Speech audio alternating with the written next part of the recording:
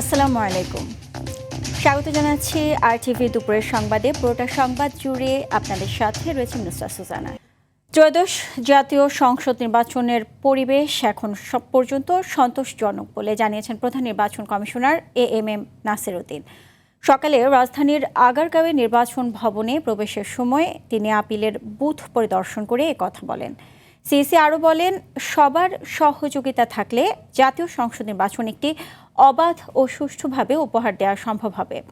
এদিকে দুপুরে আপিলের বুথ পরিদর্শন শেষে ইসি সচিব আখতার আহমেদ জানান, যাচাই বাছাই শেষে 726টি মনোনয়ন বাতিল করা হয়েছে।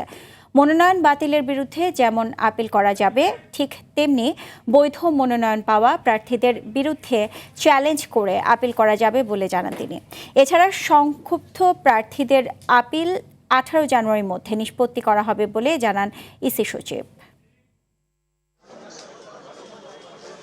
1842টা বৈধ আর 726টা আপনার রিটার্নিং অফিসার কর্তৃক আপনার বাতিল করা হয়েছে। তিনটার মধ্যে আলোচনায় আসেনি। মাননীয় প্রয়াত প্রধানমন্ত্রী ওনারটা যেহেতু ইনফ্যাকচুয়াস হয়েছে ওটাকে নেওয়া হয়নি, সেই সূত্রে 726টা। ইনশাল্লাহ আমরা এখনো কনভিন্সড যে আমরা একদম একটা ফেয়ার অ্যান্ড ক্রেডিবল ইলেকশন ইনশাল্লাহ দিতে পারবো। চিন্তা করবেন না, সবার সহযোগিতা নিয়ে ইনশাল্লাহ। আপিল কার্যক্রমের বিষয়ে জানাতে আগারগাঁও নির্বাচন কমিশন থেকে সরাসরি যুক্ত হচ্ছেন সহকর্মী বিপুল দেব রায়। বিপুল, এ পর্যন্ত কতজন আপিল করেছে, বিষয়ে আর কি কি তথ্য আছে আপনার কাছে, আমাদেরকে বিস্তারিত জানান।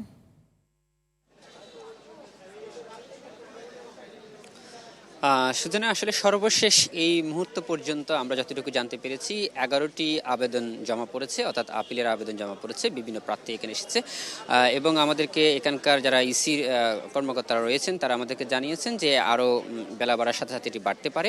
এবং সেই সাথে আরেকটি বিষয় জানাতে চাই আপনাকে যে এখানে যারা সংক্ষুব্ধ যে প্রার্থীরা এসেছেন তারা অধিকাংশই স্বতন্ত্র প্রার্থী। বিশেষ করে বিএনপি থেকে যারা স্বতন্ত্র প্রার্থী হয়েছেন তাদেরকেও আমরা আসতে দেখেছি। সেই সাথে জাতীয় পার্টি এবং খেলাফত মজলিস সহ বিভিন্ন দলের প্রার্থীরা কিন্তু এখানে আজকে আপিল করেছেন এবং তারা আমাদেরকে জানিয়েছেন যে আসলে তাদের যে সামান্য ত্রুটি বা ভুলের কারণে যে প্রার্থীতা বাতিল হয়েছে সেটিকে অনেকটা হয়রানি তারা মনে করছেন। যে অধিকাংশ প্রার্থী কিন্তু আমাদেরকে অভিযোগ করেছেন যে আসলে যে তাদের যে স্বাক্ষরের যে বিষয়টি এবং শনাক্তের যে বিষয়টি, সাক্ষীর যে বিষয়টি তাদের সেগুলো যাদের এবং সর্বনিম্ন যে ভোটারের যে বিষয় রয়েছে সেগুলো তারা সঠিকভাবে তদন্ত না করে তড়িঘড়ি করে নির্বাচন রিটার্নিং কর্মকর্তারা এই কাজটি করার কারণে এই ভুলটি হয়েছে বলে তারা আমাদেরকে এমনটা জানিয়েছেন। তারা বলছেন যে এই সামান্য রিটার্নিং কর্মকর্তাদের ভুলের কারণে কিন্তু আজকে তাদেরকে অনেকটা হয়রানি হতে হচ্ছে। সেই সাথে অনেক প্রার্থী আমাদেরকে জানিয়েছেন যে আসলে এবারে নির্বাচনটার মনোনয়নপত্র জমা দিতে গিয়ে নানা বাধার সম্মুখীন হচ্ছেন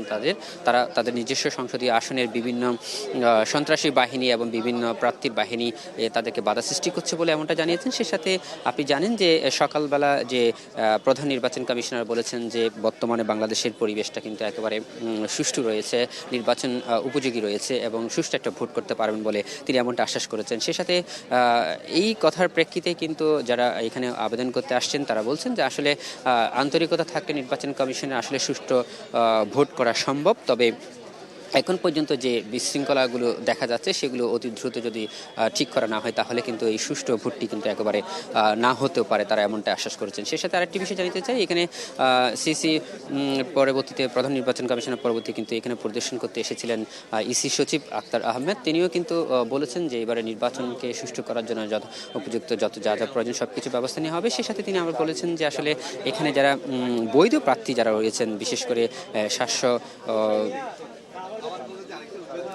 যে প্রার্থীগুলো রয়েছে সেগুলোর ক্ষেত্রে কিন্তু তারা বলছেন যে তারা চ্যালেঞ্জ করতে পারবে যে কোনো কেউ এসে। এবং তারা আমাদেরকে জানিয়েছেন যে আসলে এইখানকার যে পরিস্থিতি সেটি আসলে খুব স্বাভাবিকভাবে এবং সুন্দরভাবে হচ্ছে এবং এইখানে যারা জমা দিতে আসছেন তারাও জানিয়েছেন যে আসলে আপিল করার ক্ষেত্রে কোনো বিড়ম্বনা সৃষ্টি হচ্ছে না এবং এটি কিন্তু প্রায় আগামী 9 জানুয়ারি পর্যন্ত চলবে। এবং ইসি সচিব জানিয়েছেন যে আসলে বৈধ এবং অবৈধ এই দুই প্রার্থী মনোনয়ন বাতিলের বিরুদ্ধে যে আপিলগুলো হবে সেগুলো তারা 10 জানুয়ারি থেকে থেকে আপিলের কার্যক্রম শুরু করবে, অর্থাৎ নিষ্পত্তির যে কার্যক্রম সেটি শুরু করা হবে এবং সেটি 18 জানুয়ারি পর্যন্ত চলবে, এমনটা আমাদের জানিয়েছে। সে সাথে তারা বলেছেন যে আসলে এটি হলরুমে একটি শুনানির মধ্যে দিয়ে প্রকাশ্যে সকল প্রার্থীদের সামনে কিন্তু এটি জানানো হবে। অর্থাৎ তারা বলছেন যে আসলে কোনো কারণে যদি এটি যে বাতিল হয়ে যায়, সেই বাতিলের যে বিষয়টি তারা আবারও যাচাই বাছাই করা হবে এবং যাচাই বাছাই করার মধ্যে দিয়ে যারা সঠিক এবং তথ্যবহুল যে বিষয়গুলো তারা অবশ্যই তাদের প্রার্থিতা ফিরে পাবে, এমনটা আশাবাদ ব্যক্ত করেছেন। তো সুজেরা, এই ছিল আমার কাছে সর্বশেষ তথ্য নির্বাচন কমিশন ভবন থেকে। জি, আপনাকে অসংখ্য ধন্যবাদ। একই দিনে জাতীয় সংসদ নির্বাচন ও গণভোটের তফসিল ঘোষণার বৈধতা চ্যালেঞ্জ করে হাইকোর্টে রিট দায়ের করেছেন সুপ্রিম কোর্টের এক আইনজীবী। রিটে নির্বাচন পরিচালনার এখতিয়ার এই সরকারের নেই উল্লেখ করে তত্ত্বাবধায়ক সরকার গঠন পরবর্তী নির্বাচন অনুষ্ঠানের আবেদন জানানো হয়েছে। সেই সঙ্গে রুল নিষ্পত্তি না হওয়া পর্যন্ত নির্বাচন স্থগিতের আবেদনও জানিয়েছেন রিটকারী। মঙ্গলবার এ বিষয়ে শুনানি হতে পারে বলেও জানান এই আইনজীবী।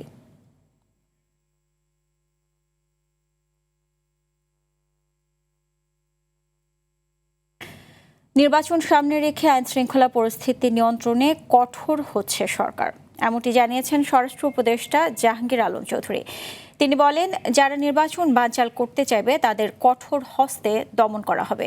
সচিবালয়ে আইনশৃঙ্খলা সংক্রান্ত উপদেষ্টা পরিষদের সভা শেষে এসব কথা বলেন তিনি। রাজনৈতিক দলগুলোতে যাতে ফ্যাসিস্ট ঢুকে নাশকতা না করতে পারে সেজন্য দলগুলোকে সতর্ক থাকার আহ্বান জানান উপদেষ্টা।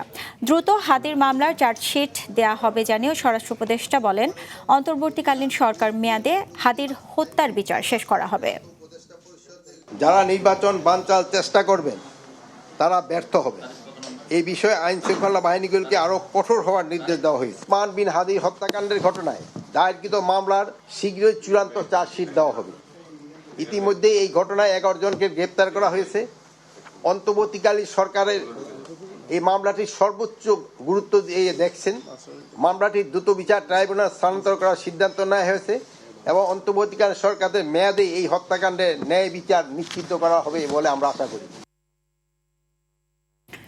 জনগণ ঐক্যবদ্ধ থাকলে আসন্ন জাতীয় নির্বাচনে কোনো বাধাই কাজে আসবে না বলে মন্তব্য করেছেন বিএনপি নেতারা।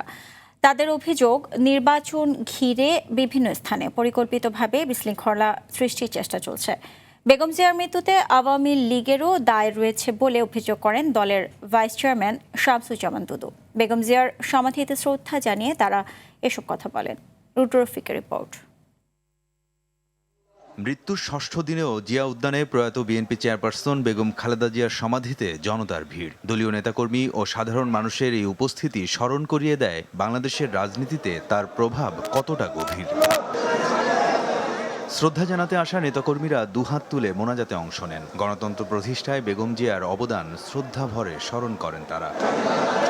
নেতারা জানান, সব ধরনের চ্যালেঞ্জ মোকাবেলায় প্রস্তুত বিএনপি। নির্বাচন প্রসঙ্গে তারা বলেন, জনগণ ঐক্যবদ্ধ থাকলে আসন্ন জাতীয় নির্বাচনে কোনো বাধাই কাজে আসবে না। দেশনেত্রী 17-18 বছর ধরে যে লড়াই করেছেন এদেশের মানুষকে নিয়ে, সেই লড়াইটা মুখ্যত ছিল একটি ভালো নির্বাচনের এবং গণতন্ত্র উত্তরণের জন্য।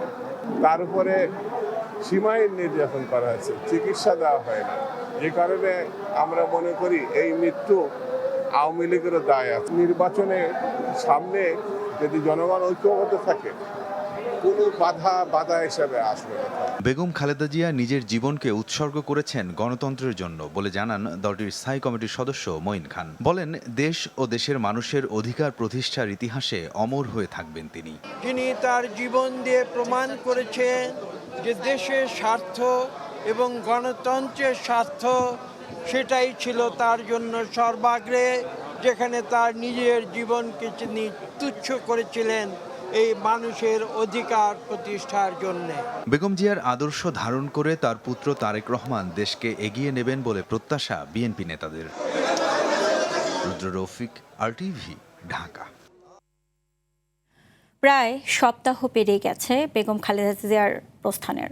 সাধারণ ছুটি, রাষ্ট্রীয় শোক শেষ হয়েছে। শেষ হওয়ার পথে দলীয় শোক কর্মসূচি। তবে শেষ হয়নি সাধারণ মানুষের ভালোবাসা, যে ভালোবাসার সুতোয় দেশের 18 কোটি মানুষকে বেঁধেছিলেন বেগম জিয়া। খান আলমিনের রিপোর্টে দেখুন বাকিটা। খালেদা জিয়া একজন মহিয়সীর গল্প। এই গল্পের পরতে পরতে লুকিয়ে আছে, না লুকিয়ে নয়, দৃশ্যমান শত সহস্র অধ্যায়। সেই গল্পের জবনিকা হলো, আসলে কি জবনিকা হলো? রবি ঠাকুরের মতোই যে বলতে হয়, শেষ হইয়াও হইল না শেষ। অগণিত মানুষের ভালোবাসার কাব্য তো জানাজার ময়দানে মহাকাব্যে রূপ নিয়েছে। কত কত মানুষ ছুটে এসেছেন। বেগম জিয়ার ছুটির ঘণ্টা যে দেশের সবার কানে গিয়ে ঢং ঢং করে বেজে উঠেছে। যে বিদায় গৌরবের, যে বিদায় ঐশ্বর্যের, সে বিদায় বেগম খালেদা জিয়ার।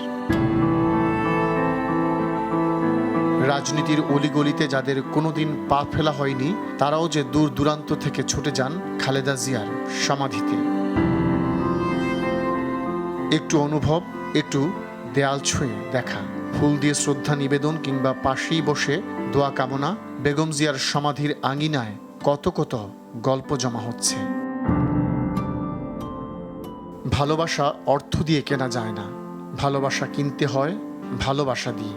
বেগম জিয়া সবার ভালোবাসা নিয়েই চলে গেলেন। খান আলামিন, RTV, ঢাকা। 24শে গণঅভ্যুত্থানের সময় রায়েরবাজার কবরস্থানে দাফন করা অজ্ঞাত 114 জনই জুলাই যোদ্ধা নন। এর মধ্যে শিশুসহ সড়ক দুর্ঘটনায় নিহত ব্যক্তিরাও রয়েছেন।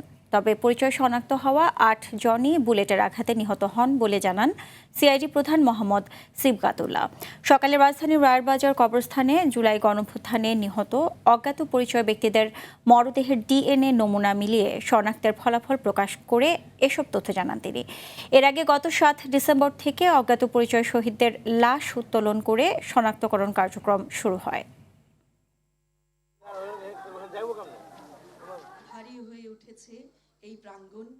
কোর্টের ডিরেকশন 114টি ডেড বডি আমরা উঠিয়েছি।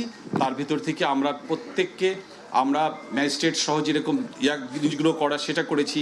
আমাদের ফরেন্সিক এক্সপার্ট যারা ছিল বিভিন্ন মেডিকেল কলেজে, তারা অক্লান্ত পরিশ্রম করেছে। তাদের যে ম্যাজিস্ট্রেটকে দিয়ে সুরতহাল প্রতিবেদন তৈরি করা হয়েছে, ফরেন্সিক রিপোর্ট তৈরি করা হয়েছে। সিআইডির কেমিক্যাল এবং ফরেন্সিক DNA ল্যাবের যারা প্রশিক্ষিত কর্মকর্তা যারা ছিল, তারা এখান থেকে স্যাম্পল নিয়ে দীর্ঘ প্রসেসের মাধ্যমে কিন্তু আমরা জানতে পেরেছি 8 জনের পরিচয়। 24শে গণঅভ্যুত্থানে সাভারের আশুলিয়ায় 6 মরদেহ পোড়ানো সহ 7 জনকে হত্যা মামলায় আজকের সাক্ষ্য গ্রহণ শুরু হয়েছে। এই মামলার তদন্ত কর্মকর্তা জানে আলমকে 4র্থ দিনের মতো জেরা করছেন আসামি পক্ষের আইনজীবীরা। আন্তর্জাতিক অপরাধ ট্রাইব্যুনাল 2-এ চলছে এই বিচারিক কার্যক্রম। এছাড়া এই ট্রাইব্যুনালে আজ জুলাই হত্যাযজ্ঞের আরও একটি মামলার বিচার কাজের নির্ধারিত দিন ধার্য থাকলেও তা হবে না বলে জানিয়েছে প্রসিকিউশন। সকালে এই 2 মামলার গ্রেপ্তার 10 আসামিকে ট্রাইব্যুনালে হাজির করা হয়েছে।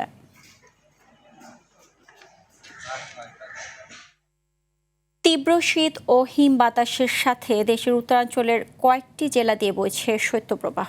সকাল 6টায় দিনাজপুরে সর্বনিম্ন তাপমাত্রা রেকর্ড হয়েছে 9.6 ডিগ্রি সেলসিয়াস ও বাতাসের আর্দ্রতা 90% বলে জানিয়েছে জেলা আবহাওয়া অফিস। ঘন কুয়াশার সাথে কনকনে বাতাসে বিপর্যস্ত কুড়িগ্রামের শ্রমজীবী মানুষ।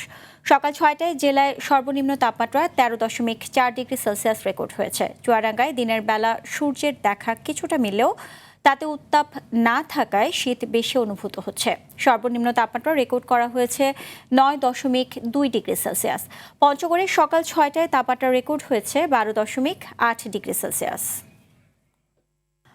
চট্টগ্রামের সীতাকুণ্ডে কেআর শিপ ব্রেকিং ইয়ার্ডে ডাকাতের হামলায় দায়িত্বরত সিকিউরিটি গার্ড খালেদ প্রমাণিক ও সাইফুল্লাহর মরদেহ উদ্ধার করা হয়েছে। নিহত একজনের হাত ও মাথা পাওয়া গেলেও শরীরের বাকি অংশ পাওয়া যায়নি। রোববার রাতে উপজেলার কুমিরা ঘাট খড় এলাকায় কেআর শিপ ব্রেকিং ইয়ার্ড একটি স্ক্যাপ জাহাজে ডাকাতির ঘটনায় বাধা দিলে খালেদ প্রমাণিক ও সাইফুল্লাহকে ধারালো অস্ত্র দিয়ে কুপিয়ে হত্যা করা হয়। মরদেহ দুটি ময়নাতদন্তের জন্য চট্টগ্রাম মেডিকেল কলেজ হাসপাতালে পাঠানো হয়েছে।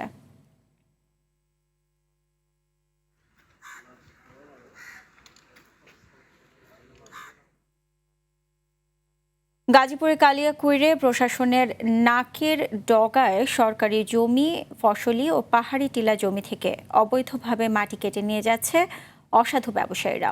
বড় বড় পরিবহন চলাচলের কারণে সড়কে পিচ উঠে খানাখন্দে সৃষ্টি হচ্ছে।